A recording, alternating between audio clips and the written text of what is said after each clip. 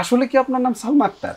না, আমার পুরো নাম সুমাইয়া আফরিন বর্ষা। প্রথমে একটু জানতে চাই যে আপনার নাম আসলে কি, বা পরিপূর্ণ নাম কি, বা পুরো নাম কি? আমার পুরো নাম হচ্ছে সুমাইয়া আফরিন বর্ষা। আর ইন্ডাস্ট্রিতে তো ছোটবেলা থেকে কাজ করছি, তখন থেকে ওই শর্ট বর্ষার সাথে চৌধুরী অ্যাড করে লাইক এটা নিকনেম হয়ে গেছে বর্ষা চৌধুরী।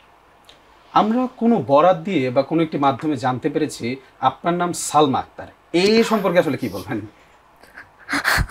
আমি আসলে এই প্রশ্নটা এখন আপনার কাছেই ছেড়ে দিব, যে যেই মাধ্যমে জানতে পেরেছেন সেই মাধ্যমকে জিজ্ঞেস করেন আমার আকিকার সময় তারা ছিল কিনা।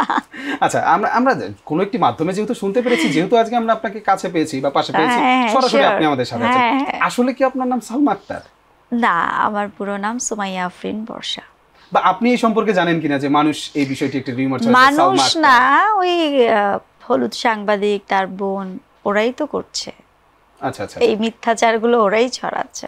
ইটস ফাইন, আমি সালমা হই, বর্ষা হই, সুমাইয়া হই, হোয়াটএভার, আমি তো। ও সেটা ঠিক।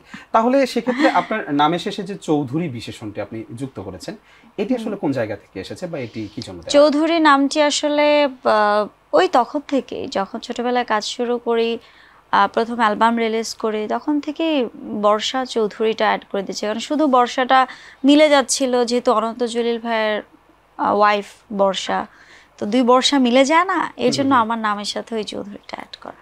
ওকে, আমরা বুঝতে পেরেছি। এটা কোনো বংশ পরম্পরা না, মানে এটা স্ক্রিন নেম হিসেবে ইউজ করছে, রাইট? আমি যদি বলি, আচ্ছা, এই যে নামের যে প্রশ্নটি আসলো, আসলে এই নামের কোনো প্রুফ বা কোনো কিছু আপনি কি বলতে চান এই নামের বিষয়ে কোনো কিছু? অবশ্যই, কারণ আমার এইচএসসি সার্টিফিকেট আছে এবং আমার জন্ম নিবন্ধন আছে, তারপর ন্যাশনাল আইডি, পাসপোর্ট। আর কি লাগে একটা কিছু, একটা মানুষের আসলে নামকে 100% প্রুফ করার জন্য আমার মনে হয় না আর কিছু প্রয়োজন আছে। বলছে তাদের উদ্দেশ্যে কি চ্যালেঞ্জ ছুড়ে দিতে চান?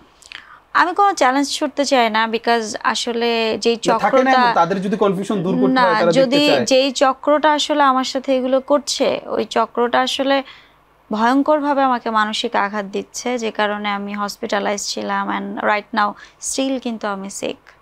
হ্যাঁ, তো আমি কোনো চ্যালেঞ্জ ছুড়তে চাই না, আমি শুধু বলতে চাই সময় সময়ের উত্তর দিবে।